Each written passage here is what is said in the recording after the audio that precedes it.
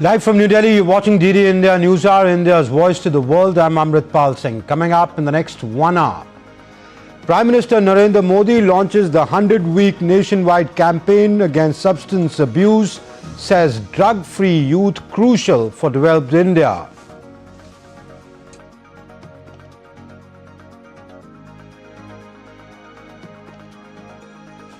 Donald Trump halts Iran attack plan after rough framework of deal reached. Residents boycott elections in Pakistan-occupied Kashmir's Muzaffarabad amid allegations of mass rigging and deadly crackdown by security forces. Spain installs floating barrier in Ceuta following migrant rush. EU calls emergency meeting on Tuesday.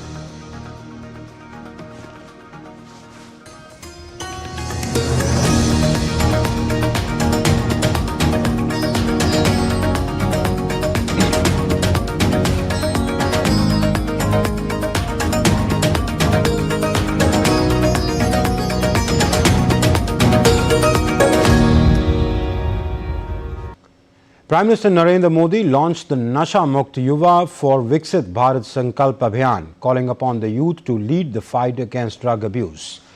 Addressing over 1 crore young people connected from more than 28,000 locations nationwide, the Prime Minister reaffirmed the government's commitment to drug-free India. Take a look at this report. Prime Minister Narendra Modi on Sunday launched the Nasha Mukt Yuva for Viksit Bharat Sankalp Abhiyan.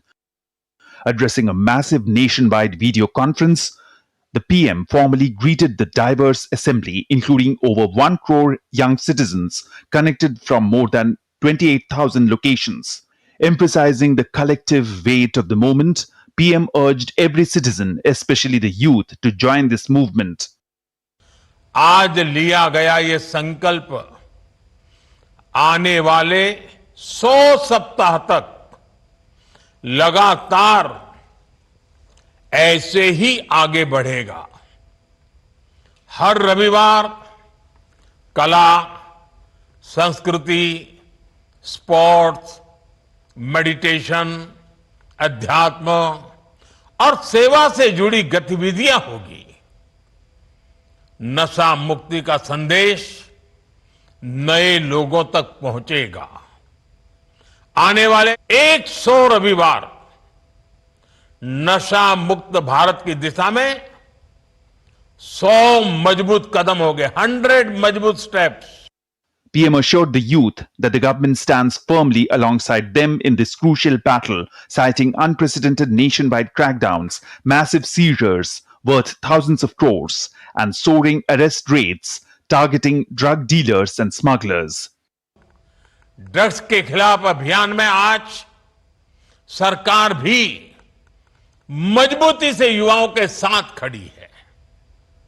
देश में नशे के कारोबारियों और तस्करों पर सख्ती के साथ कार्रवाई हो रही है। पहले की तुलना में कई गुना ज्यादा गिरफ्तारियां हुई है। हजारों करोड़ रुपए की ड्रग्स भी जब्त की गई है। ये दिखाता है कि ड्रग्स के खिलाफ हमारी सरकार कितनी सख्त है।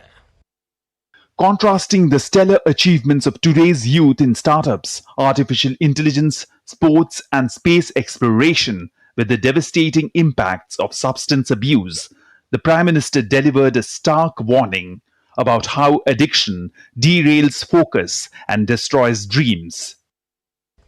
आज के युवा स्टार्टअप्स की दुनिया में छाए हैं, एआई को लीड कर रहे हैं, स्पोर्ट्स में तिरंगा लहरा रहे हैं, स्पेस से लेकर साइंस तक नए कीर्तिमान बना रहे हैं।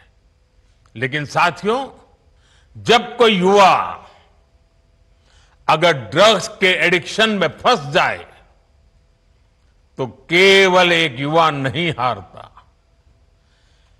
एक सपना हार जाता है। Expressing unwavering faith in the younger generation's resilience, PM predicted a highly successful outcome for the national initiative, warning the youth against the deceptive nature of narcotics. The Prime Minister stressed that the temporary high provided by drugs ultimately results in a permanent low for their careers and family lives. Bureau Report, DD India. US President Donald Trump has announced that he's calling off a planned bombing campaign against Iran, claiming a framework for peace deal is taking shape. Even as diplomatic efforts gather pace, fighting continues across the region, with tensions remaining high in both Iran and Gaza. More in this report.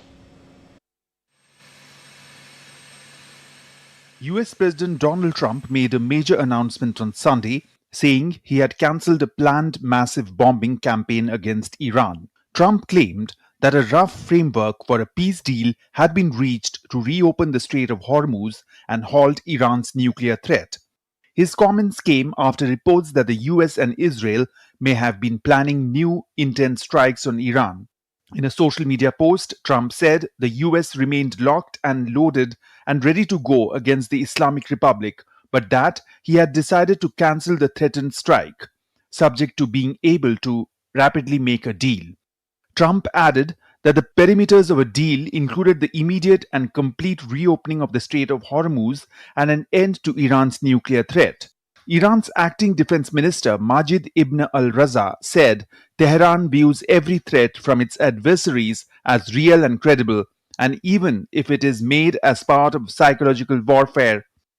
Meanwhile, Saudi Arabia's Crown Prince Mohammed bin Salman held a phone call with President Trump on Sunday aimed at reducing regional tensions. The kingdom's state news agency reported that the Saudi Crown Prince stressed the necessity of prioritizing dialogue to de-escalate tensions in West Asia.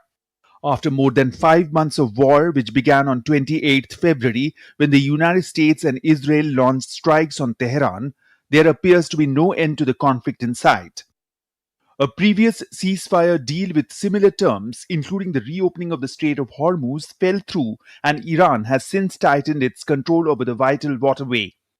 Iran's Fars news agency, citing a source close to Iranian negotiators, said Hormuz will remain closed as long as the United States maintains its hostile actions. On the other hand, Israeli airstrikes continued in Gaza on Sunday, killing at least 9 Palestinians despite US President Trump's announcement of a breakthrough in efforts to implement last year's Gaza ceasefire agreement. Israeli Energy Minister Eli Cohen said that there was no deal to halt attacks on Gaza and that he saw a need for Israel, which already controls 70% of the Strip, to take full control of it. Palestinian health officials said Israeli warplanes carried out separate strikes across the enclave, including in Gaza City in the north, the central city of Deir al-Balah, and the southern area of Khan Yunis. The Israeli military said the strikes in Deir al-Balah targeted 2 commanders of Hamas elite Nukba force. It also said the strikes in Gaza City and Jabalia targeted military operatives, adding that it was still reviewing the situation. Bureau Report, DD India. 7 OPEC plus countries agreed on Sunday to increase oil production by 188,000 barrels per day in September, against a backdrop of disruption caused by the West Asian war.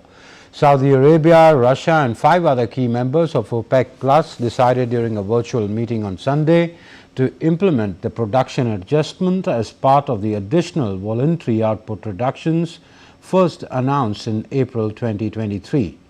Separately, the Joint Ministerial Monitoring Committee reviewed global market conditions and stressed the importance of declaration of cooperation in supporting energy market stability. The committee highlighted the need to safeguard international maritime routes to ensure uninterrupted flow of energy supplies. The 7 producers agreed to continue holding monthly meetings to assess market conditions, with their next meeting scheduled for 6th of September. The Russia-Ukraine war has escalated further this weekend, with Ukraine striking multiple Russian regions, killing at least 8 people, while Moscow claims to have downed over 600 drones overnight. A bomb blast near a Moscow restaurant also left 3 dead. Amid the violence, U.S. Secretary of State Marco Rubio says Washington will push to revive peace talks in the coming weeks. Divya Shekhar brings you this report. The war between Russia and Ukraine has escalated sharply over the weekend, with both sides launching fresh waves of attacks on each other's territory. Ukraine attacked multiple regions of Russia on Sunday, killing at least 8 people, according to Russian officials. Some of these strikes hit hundreds of kilometers from the front line, well inside Russian territory.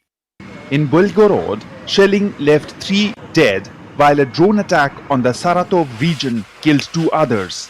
Further away in Russia's Udmurtia region, more than 1,000 kilometers from the front line, 3 people were killed when a drone struck their car. The region's acting governor described the act as monstrous in its senselessness, saying those killed were clearly not a military target. Moscow says its air defense systems intercepted 635 Ukrainian drones overnight across more than a dozen regions. On the Ukrainian side, a Russian drone attack set ablaze a warehouse belonging to one of the country's largest publishing houses in Kharkiv. Kiev's forces, for their part, continue to push their strikes deeper into Russian territory.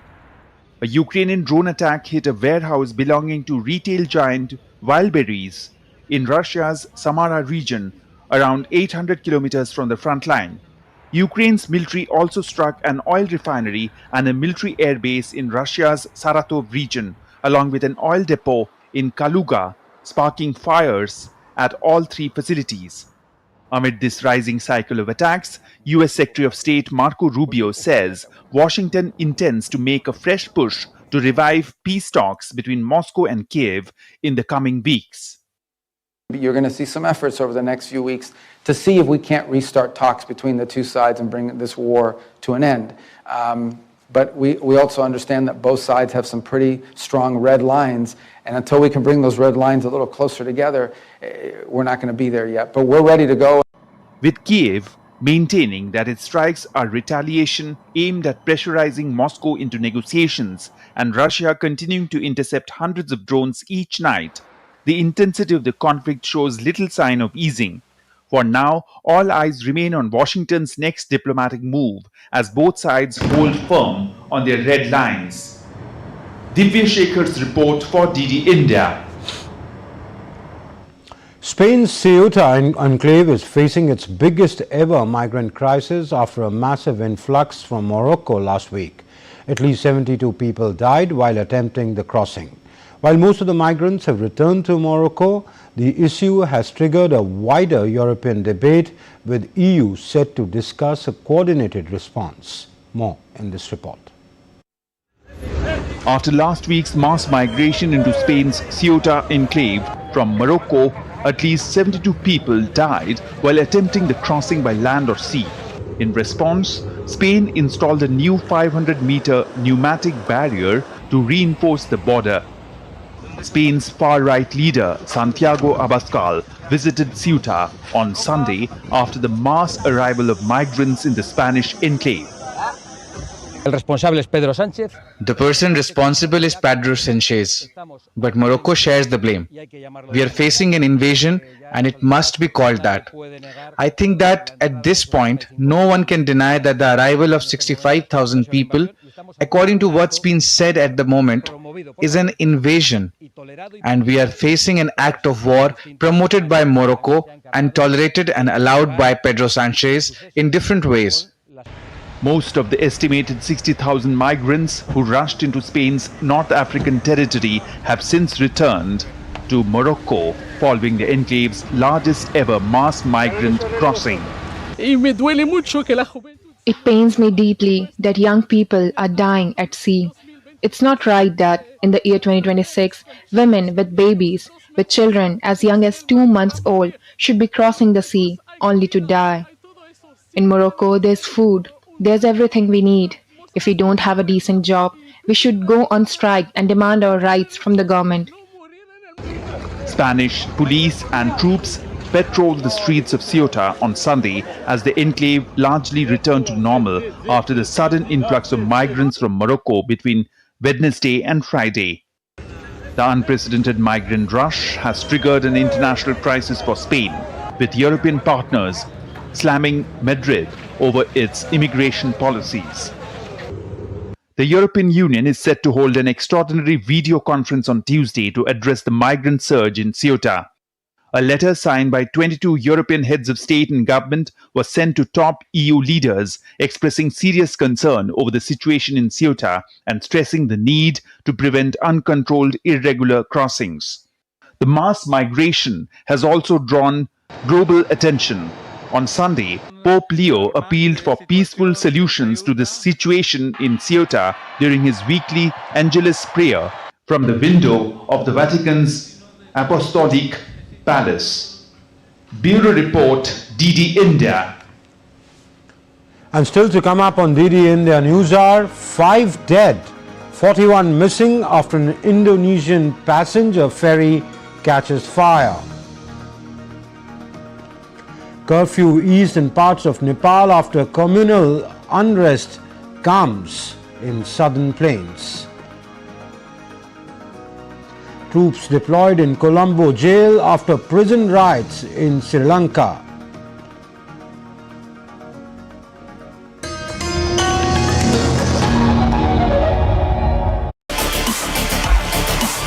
Glasgow, where the spirit of the Commonwealth Games is at its peak.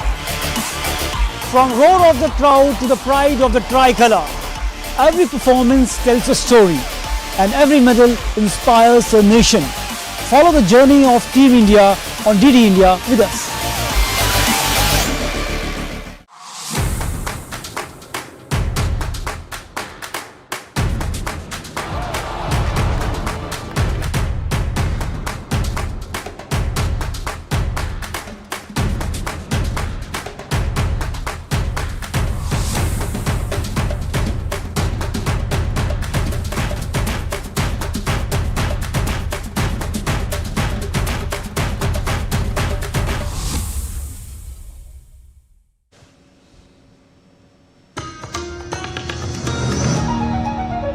You're watching DD India News Hour. I'm Amritpal Singh. President Draupadi Murmu flagged off the inaugural President's Bodyguard soldier-a-thon at the President's house in New Delhi on Sunday.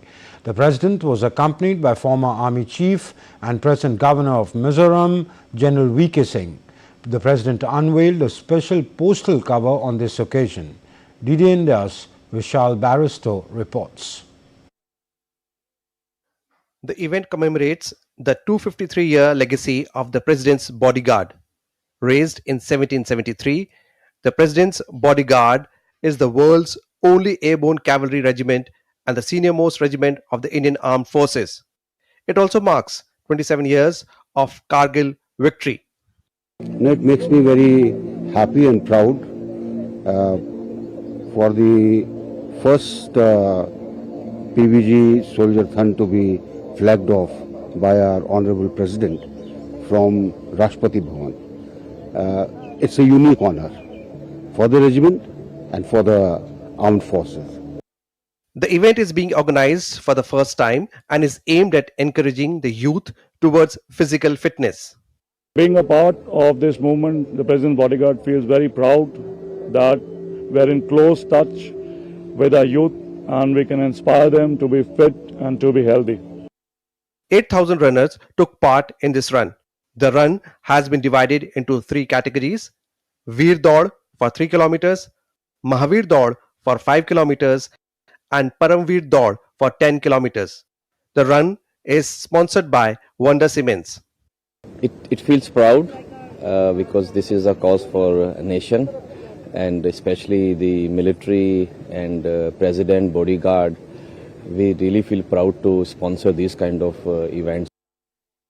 Soldier-a-thon is a commemorative marathon series in India founded by former Special Forces officer Major Dr. Surendra Punia to honor the Indian Armed Forces and raise welfare funds for war-wounded soldiers, veterans, and paraplegic rehabilitation centers. Run with the soldier, run for the soldier. With this motto, today's Soldier-thon has tried to reach out to the youth. 8,000 runners are participating in this marathon. The whole idea is to attract youth towards sports and keep them away from drugs. With cameraman Monty in Delhi, this is Vishal Baristo for DD India, President House. Widespread election boycotts and shutdown strikes paralyzed Muzaffarabad in Pakistan-occupied Jammu and Kashmir on Sunday in the second phase of the Legislative Assembly elections there. Local residents and regional protest movements chose to completely avoid the polls. Imran Khan's PTI has already given a boycott call and they are not participating in the elections. Voter turnout in the polls there is extremely low, but local election commission has not cancelled or postponed these polls. Demonstrators questioned the conduct of polling in the wake of weeks of unrest and a security crackdown. Reports indicate that several parts of POJK witnessed disruptions with heavy deployment of security forces in sensitive areas. In fact, in the latest updates, POJK protests have reached Islamabad and Rawalpindi. Protest call was made by students outside the Rawalpindi Press Club on Sunday evening. Large number of students gathered, including those from Pakistan-occupied Jammu and Kashmir.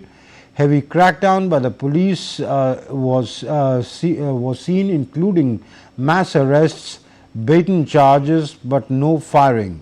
India has consistently maintained that the entire Jammu and Kashmir and Ladakh, including the areas under Pakistan's illegal occupation, is an integral and inalienable part of India. New Delhi has reiterated that elections conducted by Pakistan in the illegally occupied territories cannot alter the status of these areas. A suicide bomber attacked a busy area near a police station during a protest in northern Pakistan's Swat district, killing 7 people and wounding more than 20 others. The blast took place at a busy intersection near a police station in Swat during a civil society protest, adding that several of the wounded were in critical condition. The attack took place in Pakistan's northern border province of Khyber Pakhtunkhwa, where authorities are fighting a growing insurgency by Tehreek-e-Taliban Pakistan. No group immediately claimed responsibility.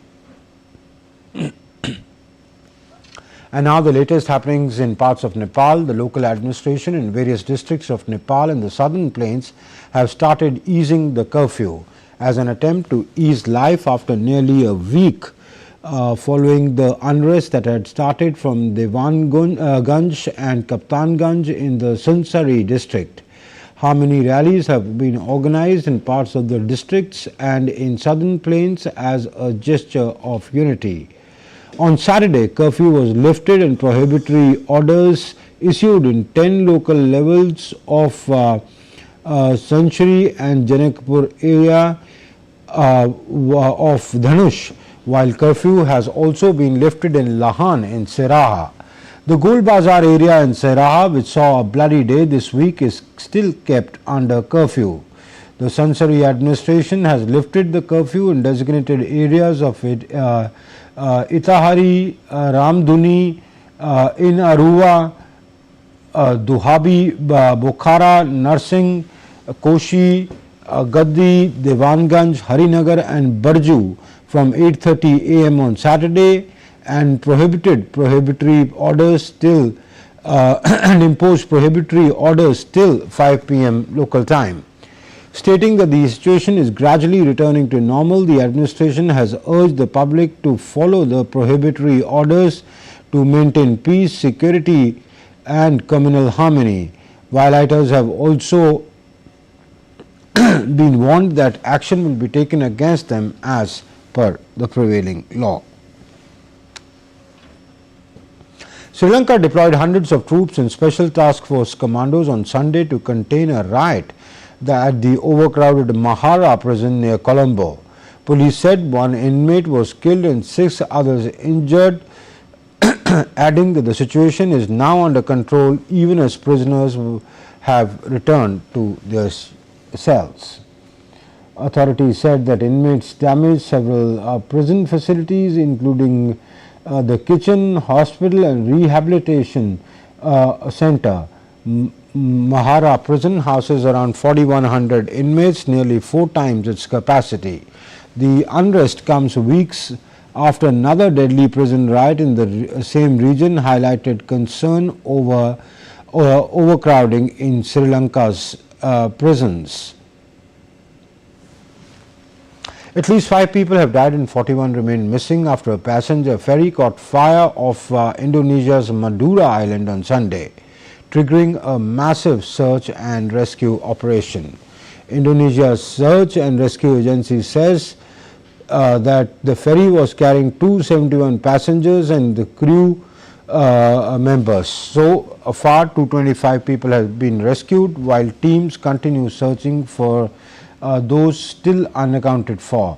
The ferry was travelling from Surabaya in the East Java to Makassar in South Sulawesi when the fire broke out on Sunday morning. The cause of the blaze is still under investigation, with rescue crews continuing efforts at the scene. Power was restored to Havana and other parts of western Cuba early Sunday after authorities repaired the latest partial collapse of the national electricity grid. Sun-run power utilities said 5 of the country's 15 provinces spent most of their night without electricity before supply was gradually restored.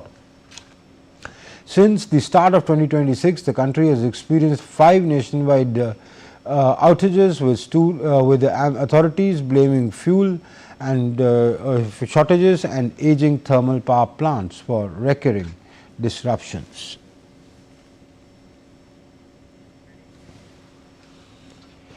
"80-year-old President Luis Inacio Lula da Silva on Sunday is launching his bid for re-election, casting himself as if a defender of Brazil's sovereignty, as pressure from Donald Trump's administration casts a shadow over the campaign. Lula, a leftist titan of the Latin American politics who is loved and despised in near equal measure in Brazil, is launching his 7th bid for the presidency at this convention of his Workers' Party. In Sao Paulo, attended by over 30,000 people, the former metal worker and unionist made a dramatic comeback when he returned to power 3 years ago, and after a stint in jail on corruption charges that were later annulled, and the 2 previous terms from 2003 to 2010, Lula is seeking a 4th term in office in October election. Lula's main election rival is Flavio Bolsonaro, the eldest son of far-right former President Jair Bolsonaro. And let's now take a look at other stories making news around the world. The historic granaries of Taskale village in Turkey's Karaman province continue to preserve agricultural produce using an 800-year-old oil natural storage system. Carved into limestone cliffs, the granaries can keep fresh grain for up to 40 years, with some still in use today. A senior ballroom dance club in Hanoi is encouraging older adults to stay active through regular dance sessions. The club promotes physical fitness, mental well-being and social connection, helping seniors lead healthier and more attractive lives. China's Hukou waterfall has entered its peak summer viewing season, attracting visitors with powerful torrents following along the Yellow River, Known as the world's largest yellow waterfall, the natural attraction draws large numbers of tourists every summer. And still to come up on DD India News Hour, an expert's take on Trump's latest announcements of putting Iran strikes on hold.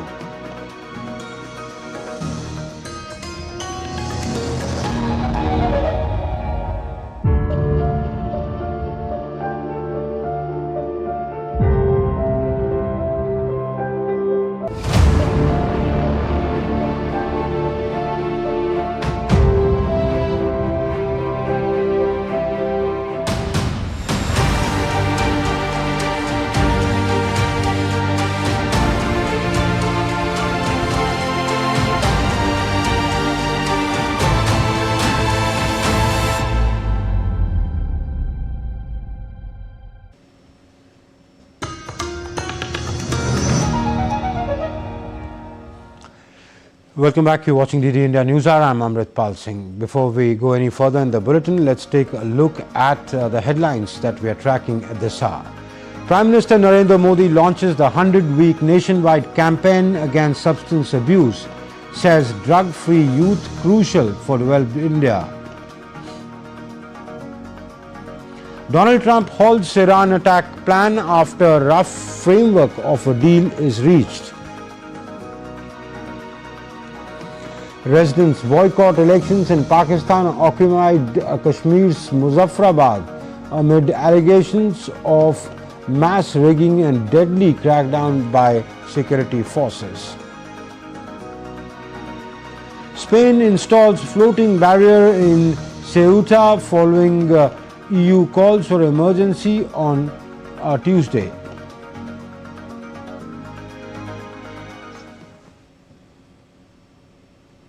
And to talk more about the developments in West Asia, especially Donald Trump's plan of announcing a hold of fire against Iran if he says that a deal is not reached through pretty quickly.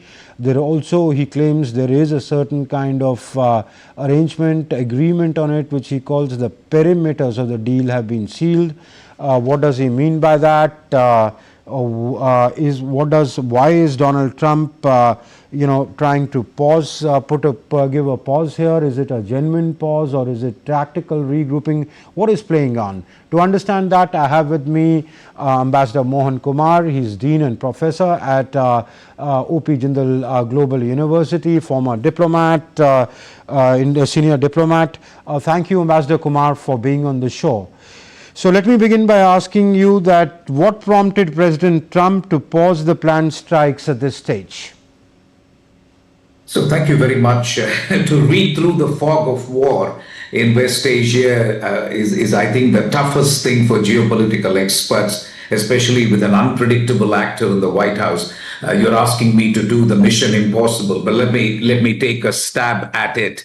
I think two things have happened which have surprised even the US and Israel, which I would like to remind you viewers are the principal protagonists of this war, of these strikes. I think two things they did not expect. One was Iranian resistance, which I think has surprised everybody. You can call it resistance, you can call it resilience, but I think there is no gainsaying the fact that Iran has simply not folded. And that is, I think, been a matter of surprise for the US armed forces and for Israel. The second thing that has happened is there was every chance in the last 2 days, the conflict was widening. It was including Iraq, the militias in Iraq which support Iran have also been attacking Saudi Arabia and so on. So US and Saudi Arabia got into the act and started bombing areas in Iraq. I think that led to a feeling, especially with the Houthis who have now started blocking the Red Sea. The conflict was showing every sign of extending beyond the geographic region that was intended. The third thing that has happened, and I think it's probably the most important, is that whatever the US and Israel have sought to do, more and more countries are getting involved. So countries like Saudi Arabia, UAE, Qatar, they seem to have talked to the United States negotiators, including President Trump, especially the Crown Prince from Saudi Arabia talking to President Trump and telling him, don't go forward with the strikes. This will create problems for the region, problems for United States, and indeed problems for the world. So what began, Amritpal, as a conflict that was principally decided by US and Israel to advance their interests has now become a much wider war, or at least is threatening to become a wider conflict. And more countries have their own interests. President Trump now cannot just be seen as listening only to Israel. There is Saudi Arabia, with which the US has a very privileged relationship, which is now weighing in with its views. UAE always had good ties with Israel and the US. They have their own views. And Qatar, of course, is a very respected mediator in this conflict. So it is very hard for the US not to listen to the countries in the Gulf. I believe that is the big change that has happened in the last 1 week. And they have managed to convince US and Israel that there is no interest in the prosecution of this war, and that diplomacy must be given a chance. So I would summarize the answer that you asked me to give to your question, to your very difficult question. It is that the fundamentals of the conflict have changed. It is no longer just US, Israel, and Iran.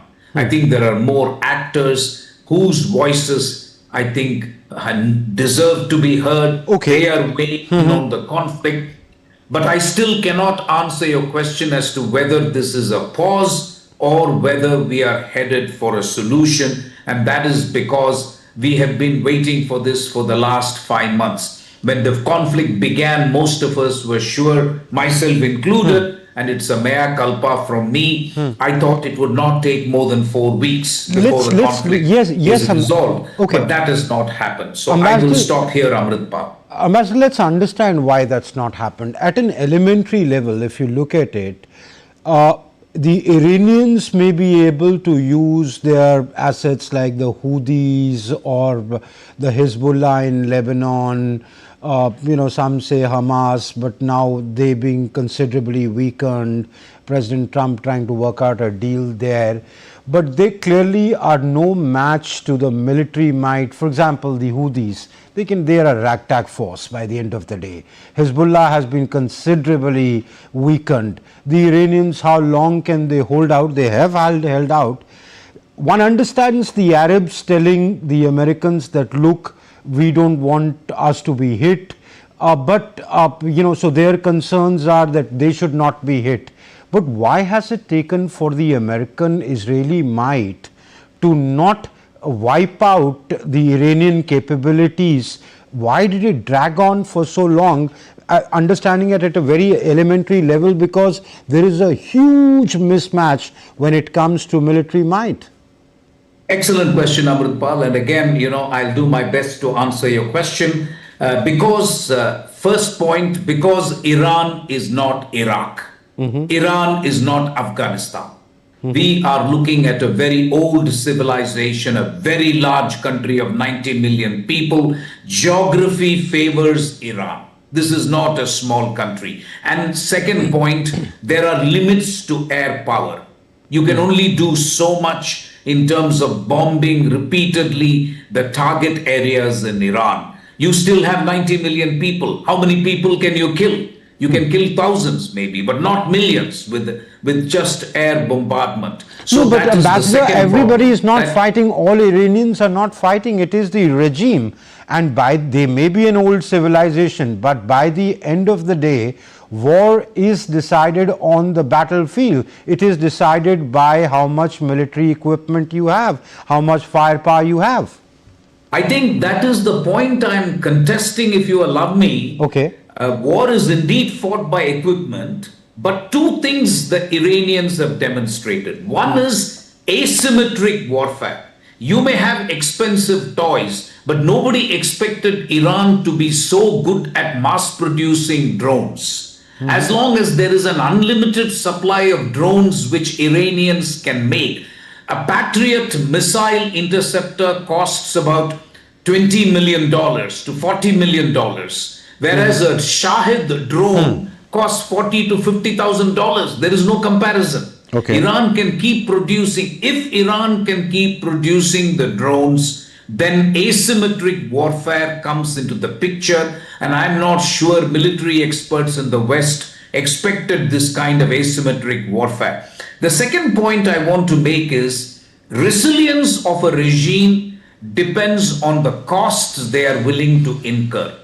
As long as you have a regime like the one in Iran, which does not care about civilian casualties, which does not care about civilian infrastructure which is getting bombed, it's very difficult. And suddenly, Iran has discovered tremendous leverage in the form of the Strait of Hormuz. And Strait of Hormuz, they don't have to demonstrate great military equipment or military warfare. All they have to do is make sure that ships realize it's very risky to go through the Strait of Hormuz. In many ways, Lloyd's in London, which is an insurance company, is deciding the course of this war. If Lloyd's London decides insurance for the ships is going to be very high, then no ship wants to go through the Strait of Hormuz. So I would say a combination of asymmetric warfare, Iranian resilience, but resilience at a cost. I'm not suggesting they're democratic. I'm not suggesting they care for their people. All that may be true. They don't. And finally, I think they've realized valuable leverage in the form of the Strait of Hormuz. And this should have been expected, frankly, because I was ambassador in Bahrain. The whole reason for the Fifth Fleet in Bahrain is the Strait of Hormuz. If it was not for the Strait of Hormuz, why should the Fifth Fleet be stationed in Bahrain? So I think a combination of factors, Amritpal, but I think we are looking at a completely different kind of warfare which nobody expected. Both the conflict in Ukraine and now the war in Iran has changed the dynamics of modern warfare. It's not about possessing millions of dollars worth of equipment. It's about imposing costs on your adversary, and it's about learning to be resilient. It's not just in terms of military equipment. That's the point I'm making. So clearly the weaker side needs to hold up and hold up for long enough, and that's how that will be perceived as victory, and that's what at least Iran is doing or seems to be doing. Let's return to the immediate, Ambassador. How significant is the reported agreement on the perimeters of the deal, and what is this term perimeters of the deal, if you could please explain? So my only interpretation, again, you're asking me all the tough questions today, but I will try. The perimeters of a deal can only be twofold. Number one, Strait of Hormuz should be open to everybody. Please remember that was the case before the conflict began. So at a minimum, we must go to status quo ante, which is the Strait of Hormuz as an international waterway and as provided in the UN Convention on the Law of the Seas must be open to all ships and all countries without a toll, without a fee, and without let or hindrance. That's the first. The second point, which is, I think, the US obsession, if you like, maybe a legitimate obsession, but an obsession nevertheless, is that Iran should not lay its hands on a nuclear weapon. These are the two perimeters of a deal. All the other things, in terms of unblocking funds for Iran, in terms of trying to allow Iran to export its oil against the embargo, in terms of providing a reconstruction fund for Iran, all these are secondary. The perimeters of a deal are the Strait of Hormuz should go back to status quo ante, and secondly, that there should be an arrangement or an understanding by which Iran unconditionally and permanently gives up its quest for a nuclear weapon. Okay. My closing question, Ambassador, where does it go from here? What indicators should the world watch for in days to come? No, I mean, I go back to what Winston Churchill said. Jaw is better than war. As long as there is no bombing, you will be surprised, Amritpal. One thing that has been very surprising, which your viewers should know, the markets have not reacted to this war at all. By now, all the stock markets should have been destroyed completely, but they haven't. Markets have just assumed that this is temporary, that there will be a final solution, there are alternative crude oil sources available, and so on. OPEC has already said today that once the conflict ceases and they have some perimeter of a deal, they will increase production of oil. Yeah. That is why you find oil prices per have day. still not reached $150. They are still 90. Which is nothing in view of this conflict. So I would say that that the one thing that we should all be looking for is that if they can stop bombing and if the two sides can start talking, whether in Geneva or Qatar or Islamabad, I really don't care. It doesn't matter. As long as they are talking, then we can say that the prospects of peace returning to Middle East are slightly better. All right, we'll see how it plays out in days to come. Ambassador Mohan Kumar, thank you for coming on the show and sharing your insights. It's always a pleasure to have you on the show. Thank you very much. And still to come up on DD India News Hour, search and rescue operations underway after two firefighting helicopters collide in Greece. India shines at the Commonwealth Games 2026. Boxers punch their way to a record-breaking haul of 7 gold medals.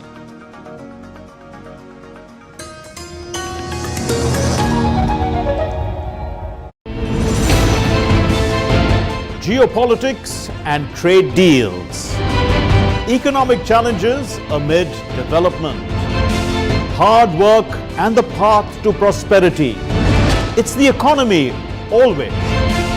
Between walkers, money is what money does and says. Supply creates its own demand. Between the bulls pulls and bears tears. When supply chains globalization and India rises to the podium.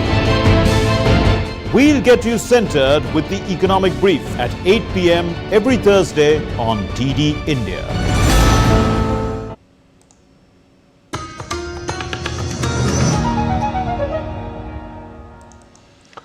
You're watching DD India News Hour. I'm Amritpal Singh. From South Korea to Israel and across Europe, communities are facing another summer of extreme weather, with authorities warning that the threat from heat and wildfires is far from over. Take a look at this report.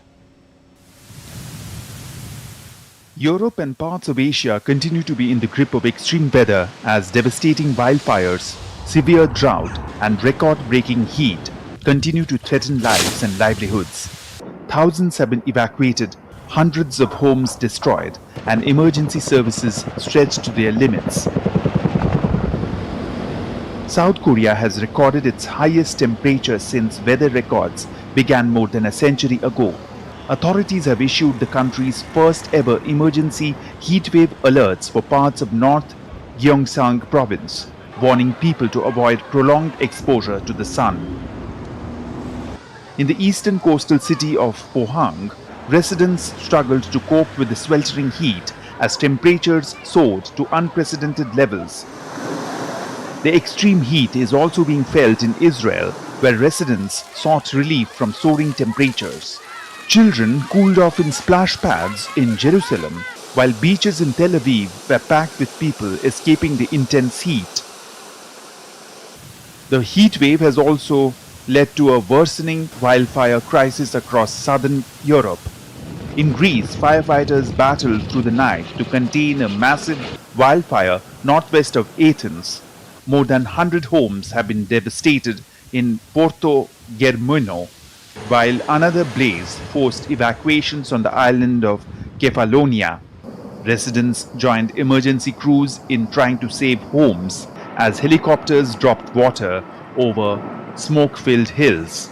Meanwhile, in a setback to firefighting efforts, two firefighting helicopters collided while battling a wildfire in the Ceuta area west of Athens.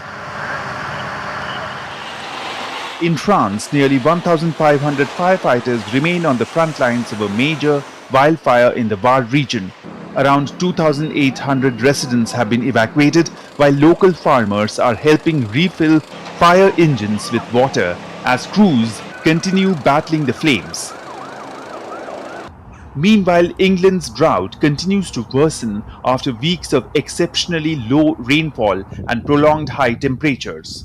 Half of England is now officially in drought, with rivers and reservoirs running well below normal levels, while water restrictions remain in place for millions of residents. Bureau Report, DD India. You're watching News Hour, DD India News Hour. Time now for some sports news. Well, news from the Commonwealth Games. Teen Indian sensation some other news actually. Tanvi Sharma clinched her maiden BWF World Tour title after defeating Vietnam's Thu Lin Nguyen at the Taipei Open Super 700 badminton tournament today. The 17-year-old, who had finished runner-up at last year's US Open Super 300, needed just 36 minutes to outclass Nguyen 21-16, 21-16 in the submit clash. Tanvi also became the first Indian to win the women's singles title at the Taipei Open since Saina Nehwal, who had lifted the trophy in 2008.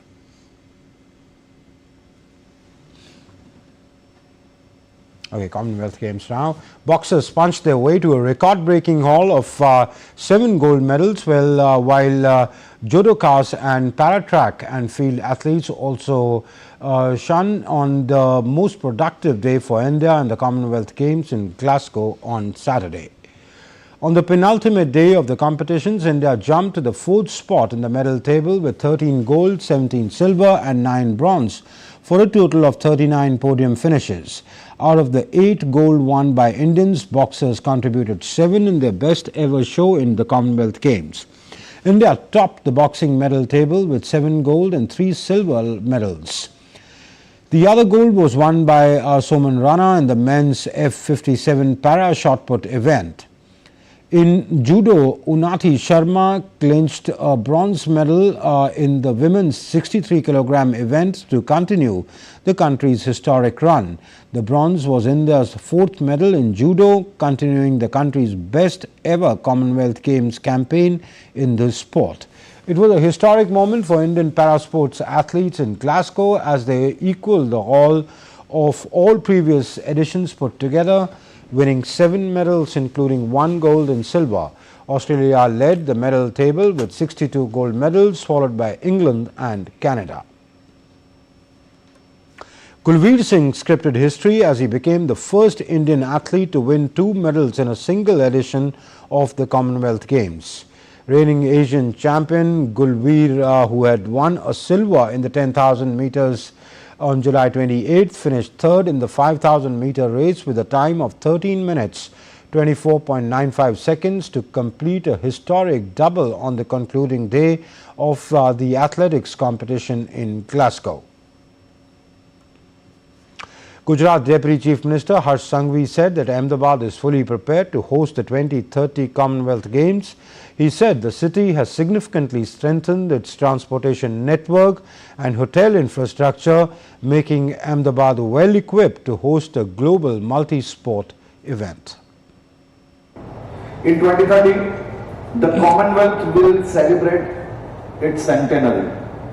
100 years of bringing the world together through sport, and India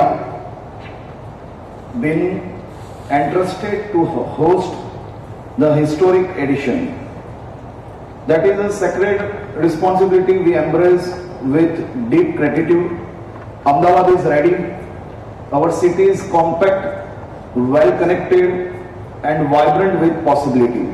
We have integrated transport systems, modern accommodation and community support woven into our society.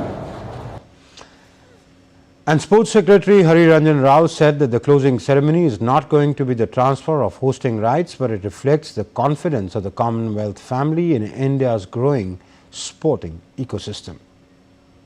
I just wanted to extend our heartfelt appreciation to the Commonwealth Sport, the Government of Scotland, the organising committee, volunteers and people of Glasgow for delivering an exceptional games and for warmly handing over this prestigious responsibility to India. Today's ceremony is not going to be merely the transfer of hosting rights, but it reflects the confidence of the Commonwealth family in India's growing sporting ecosystem and organizational capabilities. And that's it in this edition of DD India News Hour, but do let us know your thoughts on the news of the day. For those on the go, you can get all the latest news and updates from India and across the world on DD India's mobile app. The app is available both on Android and iOS platforms. To download, scan the QR code on your screen. We'll be back with more news as it breaks here on DD India. I'm Amritpal Singh. From my entire team here in Delhi, thank you for watching DD India News Hour. Bye-bye.